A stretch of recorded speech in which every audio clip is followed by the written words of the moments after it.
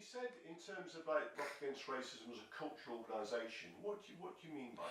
Well, it was very much a cultural organisation as I see it. It was because we saw it as cultural arguments. We used photography, graphic design, and music in order to put forward an argument. We didn't use bland slogans and electoral politics. We used in the same way as it's quite interesting. I've always likened aspects of Rock Against Racism to sorry, my nose is running. To the dadaists in Vienna, because at the same time as the dadaists were living in Vienna, Lenin was living there, and the police in Vienna thought that the dadaists were far more dangerous than Lenin, and often arrested them and let Lenin alone. This is before the Russian Revolution, obviously. And I've always said we're a bit like the dadaists in the sense that we saw art as a means of putting forward an argument, and art as a weapon. I just recently had an exhibition with Gordon Parks, and the title of the Gordon Parks exhibition was a choice of weapons, because he saw photography as his weapon. And I think I agree totally with that. I've always put forward this thing which I call the graphic argument, which is where I think you can use visual material in order to put forward a point of view, which certainly the photographer is not an objective observer. Is he or she are very much subjective observers, and it's so you are constantly aware that you. And I still am. I'm still working as a photographer and still doing the same. Still constantly thinking about how you can change ideas. So, how was Dada important for you? How?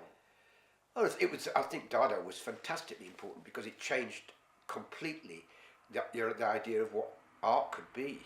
And previous to that, mostly art had been seen as easel painting or sculpture, and suddenly art opened up. And without Dada, I don't think that 20th century art would have been anywhere near as exciting as it certainly turned out to be, and it opened doors for all sorts of people, including Picasso, Braque, and the whole European movement of art, as well as and I still think that influenced people like Rauschenberg and Basquiat, who I've just been to see the exhibition at the Barbican. So that Dada influence is very, very clear in terms of like the graphics of Rock Against Racism. Yeah, the Dada and the constructivists too.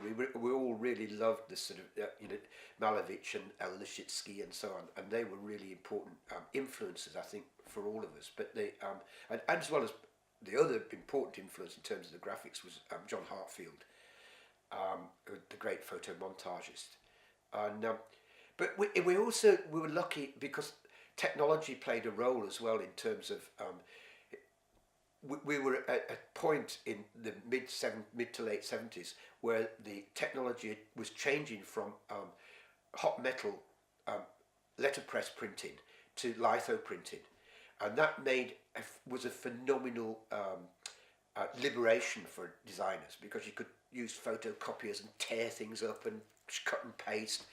It's in the same way as Apple Macs, decades later, in the mid-80s, again liberated designers to produce work which was previously impossible. And technology has always played. I mean, you can't imagine André Cortez or Henri Cartier-Bresson without the invention of the miniature camera, and the Leica in particular, but the miniature camera.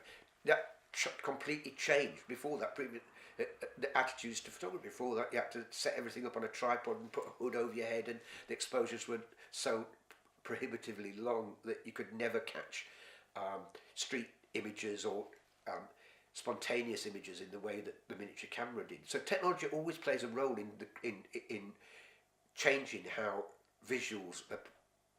what visuals are available. And really, looking back, often people say, "Did you do this in Photoshop?" And you go, "Photoshop in 1976? I'm sorry, we didn't even have PCs weren't even invented in 1976. Never mind Photoshop."